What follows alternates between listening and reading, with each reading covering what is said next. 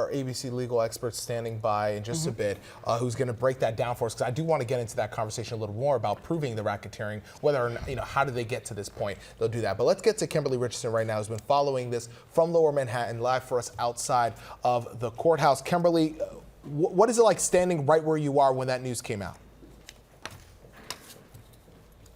Significant amount of people in front of the entrance to the main courtroom here in Lower Manhattan. Again, we're in day 3 of deliberations this morning. Right after about 9:15, Sean Combs was inside that courtroom at the table, the defense table, sitting by himself for some time. His family did come into the courtroom a little bit later, and they held hands briefly, and then he left the courtroom as he has every other day. They applauded.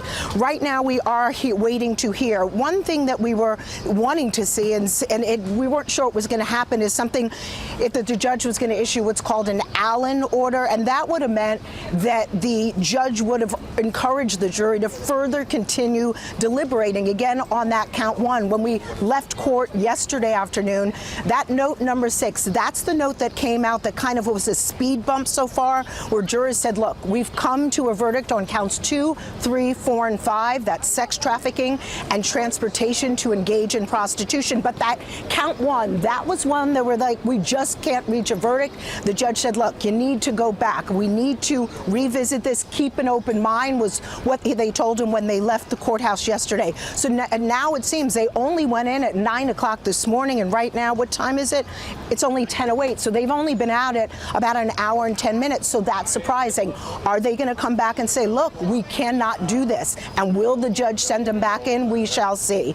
But that's where we are right now. Again, a lot of people out here. Another person that came in this morning, he was here before 9 a.m. That is Cassie Ventura's attorney. He was here. That is Douglas Wigdor. He has all along praised Cassie Ventura, telling her she was brave and she was very applauded her for coming forward with these allegations. Again, that was one of the prosecution's star witness, Combs' ex-girlfriend Cassie Ventura. She was on the stand during the first week of the trial. She was up there for 4 days, and she detailed the relationship, saying there was a cycle of abuse that involved drugs and those so-called freak-offs. But the defense backed it up by saying, no, that relationship was filled with love. It was one of the great love stories of all times.